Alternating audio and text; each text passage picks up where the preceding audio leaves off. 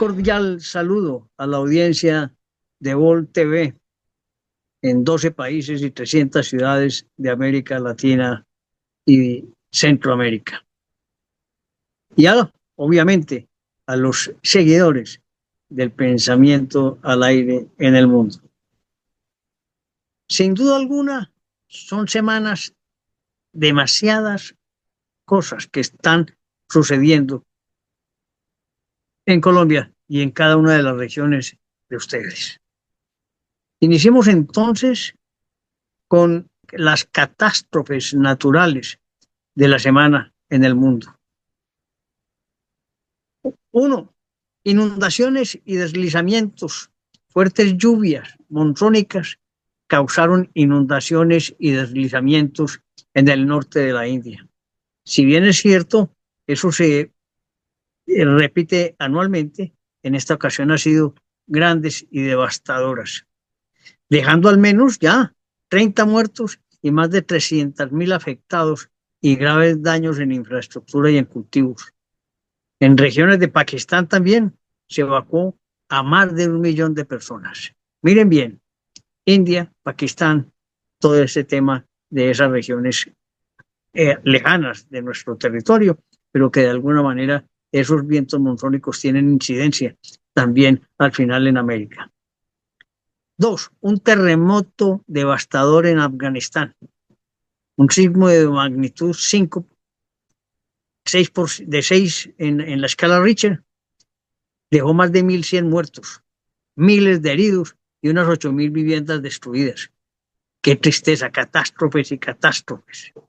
El difícil acceso y la falta de recursos están complicando los rescates. Mientras el Reino Unido e India enviaron ayudas, pero limitadas, condicionadas por las restricciones del régimen talibán.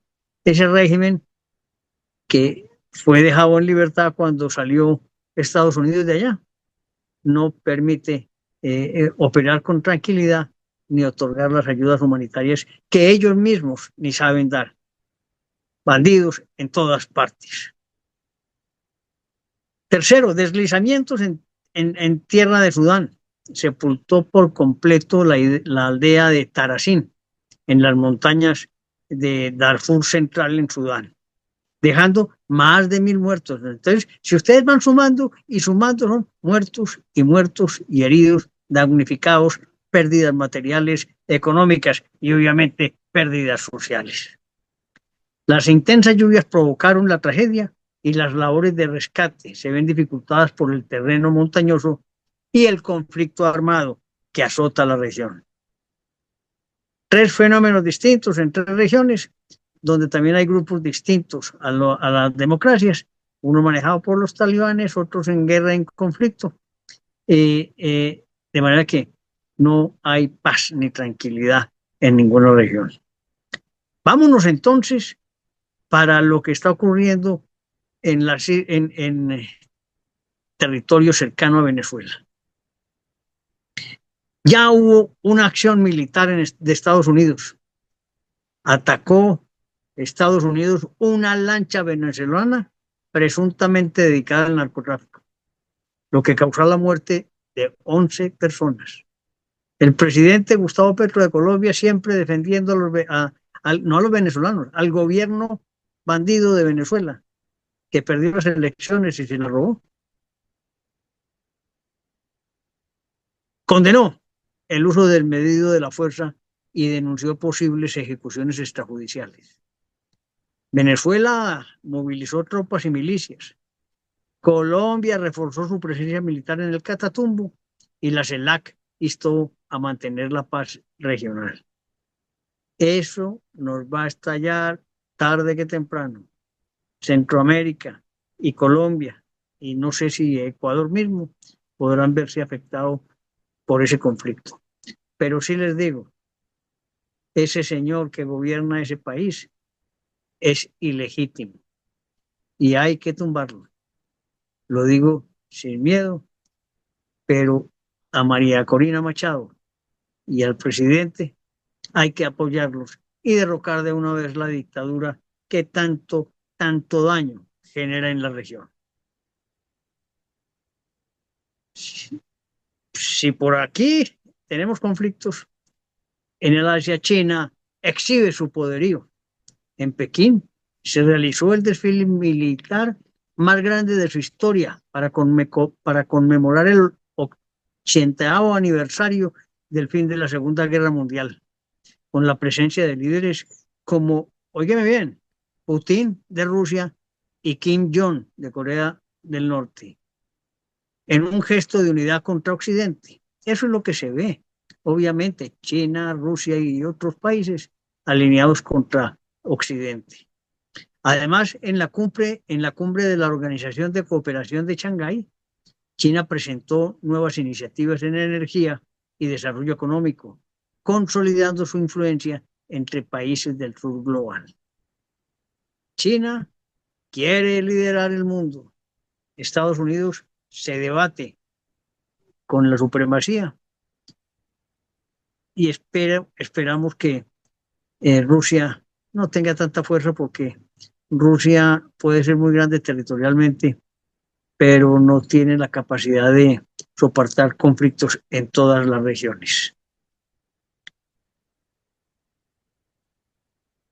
Nos encontramos hoy en América con una crisis de credibilidad y de legitimidad de la Corte Penal Internacional ante las políticas de Estados Unidos. Esa Corte Penal Internacional atraviesa esa crisis tras las sanciones impuestas por Estados Unidos contra sus jueces y fiscales, en represalia por las investigaciones sobre crímenes de guerra en Afganistán y Gaza, que involucran aliados como Israel. La administración Trump reactivó medidas de veto migratorio y sanciones financieras, paralizando varios procesos y obligando a ONG y personal de apoyo a suspender su cooperación con el tribunal. Estas acciones han generado fuertes críticas de la Unión Europea y organismos internacionales que alertan sobre el debilitamiento de la independencia judicial y el riesgo de que la Corte Penal Internacional pierda legitimidad como garante de justicia internacional. Lo que ocurre, señores, si tal vez ustedes no han escuchado ese tema, la Corte Penal Internacional, a pedido de gobernantes o funcionarios o alcaldes, está actuando como si fuera una corte de cada país, y ellos no son corte de cada país ni deben meterse en las leyes internas del país. Eso genera deslegitimación de los gobiernos y no le da fortaleza a esa corte que está imbuida todas de izquierdistas que obviamente quieren favorecer a la izquierda en todos los países. En todas partes hay problemas, pero esta semana pasó algo extraordinario en Colombia, en el Congreso de la República y concretamente en el Senado de la República, en la que se tenía prevista en la semana la elección del nuevo magistrado de la Corte Constitucional. 3 candidatos, uno marcada favorita del presidente Gustavo Petro y del gobierno de Colombia, y otros 2 más independientes, o por lo menos con menos temor. Y fue así como, después de una elección brutal de ires y venires, ganó Carlos Camargo Asís con 62 votos contra 41 de la candidata del gobierno. Fue un momento de éxtasis en el Congreso de la República, alegría a borbotones por un lado y tristeza y recriminaciones por la otra. Es sin duda alguna un gran golpe contra el presidente Gustavo Petro y contra la posibilidad de que le aprobaran reformas constantemente de los proyectos que ha ido aprobando en el Congreso. Lo más importante aquí es demostrar que la independencia de los poderes es vital que se mantenga. Esa imposición no se dio, por ende ganó la democracia y se permite que haya tranquilidad. Pero inmediatamente hubo reacción del presidente Gustavo Petro, que estaba por allá en Japón, en algo que después les contaré, y pide la renuncia de 3 ministros. los titulares del trabajo, tecnología de la información y comercio, que son o hacían parte de la coalición que se tenía en el gobierno. Pero él dice que va a hacer una reconfiguración total para estos ya casi 11 meses que le faltan únicamente y poder terminar su gobierno. Lo que ocurre aquí, y les cuento a ustedes en cualquier país, es que no podemos permitir que la democracia en nuestras tierras, concretamente en este caso en Colombia, que vamos a definirla en mayo, con la elección de Congreso en marzo y con la elección de presidente en mayo, que ya por lo menos en Ecuador la superaron, que en Bolivia va a segunda vuelta con 2 hombres de derecha, que esperamos que el gobierno de Milei conserve las mayorías en Argentina, se logre ir ganando batalla tras batalla contra la gran pelea que tenemos que dar en la transformación cultural de nuestros pueblos. Adelante. Felicitamos a la democracia por el triunfo de Camargo y por la, sin duda alguna, gran batalla que se libró para mantener la independencia de la Corte Suprema Constitucional de Colombia. En cuanto al futuro de la reforma tributaria, que en cada país se mueven los impuestos y voltean, aquí hemos tenido en Colombia reforma tras reforma cada año y la última no logró lo que se cometía y ahorita pretenden otra. Esa reforma enfrenta un panorama adverso en el Congreso, especialmente en el Senado, donde la oposición tiene ventaja.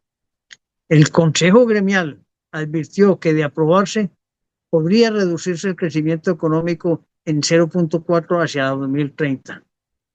La Contraloría y expertos económicos critican que no se incluyan recortes significativos al gasto público, lo que incrementa los riesgos fiscales y limita la viabilidad de la propuesta. Que un gobierno que gasta más en burocracia, que no disminuye su estructura, está condenado a tener déficit fiscal más y más porque no puede soportarse el desarrollo empresarial a través del crecimiento del personal en el gobierno. Y en cada región del gobierno crece y crece y crece la burocracia y eso le va minando recursos a Colombia. Eso hay que entenderlo este gobierno y los próximos. Disminución o reducción del Estado. No tantos ministerios, no tantos funcionarios, más trabajo coordinado con el sector privado y así avanzaremos. ¿Verdad que esperamos que al final esa reforma tributaria no prospere en Colombia porque es absolutamente gravosa, le ponen IVA a todas las cosas, más tributos y acuérdense, señores, y ustedes en sus países, que a punta de impuestos no se logra el objetivo, sino que se genera un efecto contrario, que es el de la violencia, el descrédito y la queja constante y permanente. ¿Verdad que actuemos continuo? Trabajemos más y acertemos más. Hay tragedias que siguen molestando en el mundo. Aquí en Colombia, ¿cómo les parece a ustedes que en una región de nuestro departamento al sur de Colombia, en el Putumayo, civiles quemaron a soldados? Una turba, señores, de civiles atacó a los uniformados con gasolina y les prendió fuego para evitar la demolición de un laboratorio de cocaína. Acto ese en el que 2 miembros de la fuerza pública resultaron con quemaduras graves y fueron hospitalizados. Está creciendo que la gente, que los campesinos retengan a los soldados, que los humillen, que los agobien, que los dejen amarrados o aún quemados y no haya reacción del Ejército de Colombia. Me da mucha pena, señor ministro. Le oí su charla el domingo en el Tiempo y yo no creo que estemos preparados o no hay la vocación de actuar. De manera que lo invito a que defienda a Colombia, no defienda a un hombre, sino a Colombia. 50 millones de habitantes están pensando en que usted no puede abandonar la obligación que tiene de defender a los soldados de Colombia y por ende a los ciudadanos. Los que hemos sido militares entendemos que haya dificultades, pero defendemos el honor de nuestros hombres y defendemos la moral del ejército de Colombia. Un anuncio que va a causar estupor en los colombianos o que ya causó en las familias de muchos colombianos, cuando dice el gobierno que no continuará subsidiando las tasas de interés de los créditos educativos. A partir de este año, más de 320.000 beneficiarios de los créditos educativos otorgados por el ICETES, el otrora gran instituto financiero de la educación en Colombia, debido a la difícil situación fiscal del país, deberán asumir tasas de interés entre 12.2 y 17.2% anual, cifra considerablemente más alta que antes, lo que ha generado alarma entre estudiantes egresados y universidades. Y eso, que quieren acabarlas completamente, la financiación de la educación superior, argumentando, entre otras cosas, que hay una educación gratuita.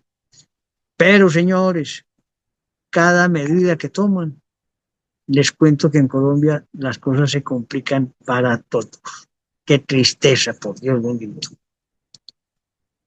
Para acabar de ajustar, quiero contarles que tal vez ustedes, o muchos sí, conocen lo que es en Colombia, un departamento maravilloso que es Antioquia y su capital que es Medellín. Allí gobernó un tipo que se llama Daniel Quintero, desastre absoluto. Pero siguen sucediendo cosas. 44 funcionarios de él están imputados por múltiples delitos durante el ejercicio de los cargos que tuvieron en ese periodo de 4 años. Increíble, casi todos imputados. Pero lo más grave es lo que hace el hermano de él, Miguel, que es hermano del exalcalde, donde hace aspavientos, que no tiene que hacerlo, alardeando con un reloj Rolex y un costoso carro Ferrari. Ambos vienen de su propiedad y de gran valor obtenido, como dicen algunos. No puedo probarlo yo, con mordidas por contratos que se pagaron con dinero del erario público. Qué tristeza, alardear, porque él debía mostrar, bueno, ¿y cómo obtuvo esa plata para esos? ¿De dónde? ¿Qué trabajo tengo? ¿Qué actividad realizo? Si fuera rapidito las investigaciones, se sabría que todo eso que alardea tiene un origen muy poco probable de ser probado. También quiero contarles que las cifras del presidente Gustavo Petro en Japón desató controversia esta semana al celebrarse en Japón el supuesto éxito del stand colombiano en la Exposición Universal de Osaka, asegurando que en un solo día se recuperaría la inversión de más de 11 millones de dólares que, sin embargo, sus cifras resultaron desproporcionadas. Afirmó, óigame bien, que 1.300 millones de personas visitaron el pabellón, que eso equivale a 10 veces la población de Japón, y que se vendieron 10 millones de toneladas de lechona, volumen equivalente al peso de 100 portaaviones o 27 edificios, lo que habría requerido 200.000 hornos y miles de cocineros trabajando sin pausa. Los senadores colombianos denunciaron el hecho y el gasto como indignante en un momento de ajuste fiscal que afectan sectores sensibles como educación y vivienda, mientras analistas señalaron la tensión entre el discurso oficial de inversión productiva y la percepción ciudadana de despilfarro frente a necesidades sociales urgentes. Este es un típico caso del despilfarro del país. Por último, quiero contarles que ya la penúltima fecha del mundial de fútbol, que se celebrará en México, Estados Unidos y Canadá, pues está ya terminando con los clasificados iniciales, entre los cuales está Colombia, que ganó 3-0 a Bolivia en un partido de trámite más o menos aceptable, pero que permitió consolidar la posibilidad de asistir al Mundial, que es un triunfo sabroso para los colombianos. Dentro de tantas malas noticias, el deporte da esa buena. Y esperamos también que ustedes entiendan, señores amigos, que el mundo está pasando por una crisis grande y que entre todos, cada uno de nosotros, con el que tengamos al lado, debemos de empecinarnos en mostrar las cosas buenas de nuestro mundo, en hacer cosas buenas y lograr que haya más trabajo, salud, bienestar, recreación, vivienda y respeto entre nosotros. Eso es lo que desea el pensamiento al aire. Y por eso contamos con detalle todas estas noticias que llegan a muchos países y que continuaremos con transparencia, sin posiciones diferentes a la de buscar el bienestar general, que decimos estas cosas para que la gente se pellizque y vea que todo lo que hacen siempre tendrá consecuencias positivas o negativas. Un cordial saludo para todos.